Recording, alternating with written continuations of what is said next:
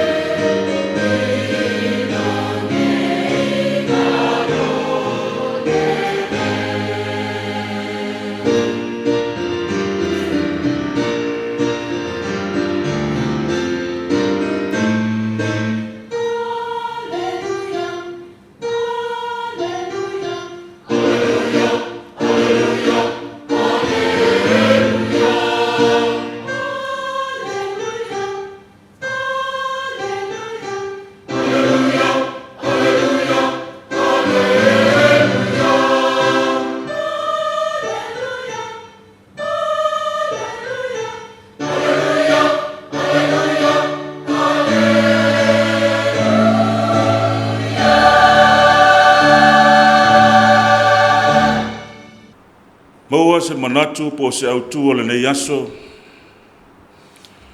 Tusi ale ekalesia Yesu Keriso la upaia o aso e ngata ai.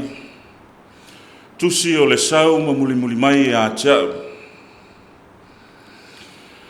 Ua wha autu ina e wha pea.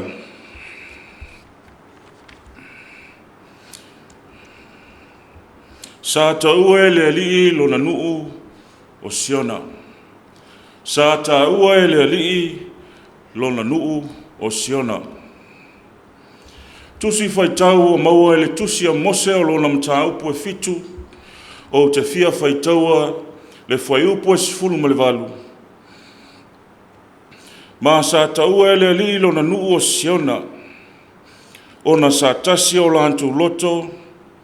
Ma tasi le mafaufau, ma sa mau i le amiotonu, ma sa le ai se mativa i tutonu o i latou. Tala manino ma le tala malamalama e peo na whaamtalaina ele mose o lona mtaupu e fitu. I le tala whasolo pito a toa, sa o tātou whaitawina, o loo tau mawhai ai tangata i a ausia mea na ausia e noka. O a ia vaenga o loo manao o tātou tangata i na ia o lantou ausia vaenga sa whaia mawhaatinoina i le perfeta o e noka. O le tau mawhai lea e ave ese le mativa masauanga. O vaenga ia sa tau mawhai tangata o le lalolangi na ua o lantou o i li tupu po o le perfeta o e noka. Ina ia tau mawhai e ave ese le mativa masauanga o mai. Ai le whai upu e sifulu ma le valu sa au whai tauina e whapea. E mafua e se a o na tutupu sauanga ma le mativa i tutonu o sio tātou atunu. E ei ni vaenga o te fia tala noa ai e tala ma whaamatala le tā ua o nei vaenga na awa o mai ai le perfeta. O le vaenga mua. E a fua mai tutonu o tātou loto ma o tātou ngam. Pea tātou manatu i nei aso se o tātou atunu. Mo tātou whesili ifo po o a whea, po o whea, o lea e a fua ai o na le tasi Samoa. A o se vai ma se vai le mafuanga ua fua ai o na le tasi se o tātou atunu. E a fua ia i lātou o loo sao whawhai, a wā le taitaina o le tātou atunu. Nā o le whesili. Nā o se whaataitainga le leia lea, mō tupu langa na lova oa e maise o le atunu atoa. Ina ua filifilia e le li whaola, ne au apostolo e toa sifuru ma le lua. Sai ai ma i lātou sa filo ai i lea sifuru lua. O i lātou sa whaalataina le li whaola. E whaapena se wa ai ma se whaalongolongo e le taitaina o le tātou atunu. Le sau o le tau whaaleanga, le sau o le whaolo a taua, wha ese fina ngalo malangona o tangata. E a fua mai whea.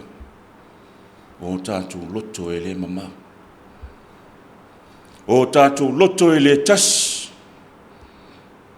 A o se tua lalo, a o se fangu. Mo le whainga malo filfilia. Ia toa le tai. Ia tai a lalo pea le ia sa umani. Ma ia whai malu o tau whaiwa. Ia o tau alolofa ia Samoa. Awa tupulanga la lova o lo fai mai. Awa se manuia mo se o tātou atunu.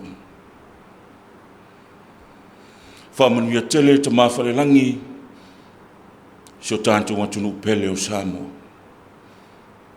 I la tau, whainga malo whiriwhiria lo tātou te mawhalelangi. Ia iai whamuianga te mawhalelangi. Maua lo tau lo tele, maua lo tau o sai, e tau tua mau auna ai so tātou atunu pele. A wāse manuia mo Samoa nei mātai au. O te whaia i nei upu malawa i le ngango le loto maulana. Mula walo whatele isi o atunu pele. I le suafa o Yesu Kerisu. Amen.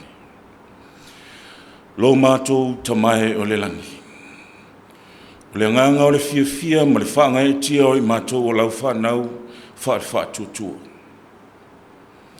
Pēo mātou manatu i le anga le lei whaasola u fio le soifua ma le ola o i mātou o lau whanau.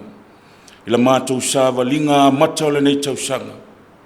Tamai, mātou whaafitai tele i lau alo whamalo wanga le lei. O lau puipuinga ma lau tau singa ia i mātou vi ia mwhaafitai a oe mo mea umalanga. Mātou whaafitai lo mātou tamai o le langi, manuia lo atunu o atoa o Samoa. Mai lava i o nao se i o i o nai. A mātou te talo i lau fiu. Se i e whamanuia se o mātou atunu o atoa. Whamanuia i au na tutofi a le atua o lo whaafale le malu. I so o lama se tafa se o mātou nei atunu. Whamanuia se o mātou whainga malo. Whamanuia i le lava lolo o atunu. Se i o lava i nei o mātou walo ma whanau. Pa ngā lava lea i mātou o se whanau e le ato toa ma le tonu i o luma. Mātou te talo i lau fiu, se e alo whangia whaamangalo i mātou lau whanau. Mātou te whaia ele nei te talo le ngango le loto maulalo, malo mātou alo lo whatele i ate i le suafa Yesu Kerisu. Amen.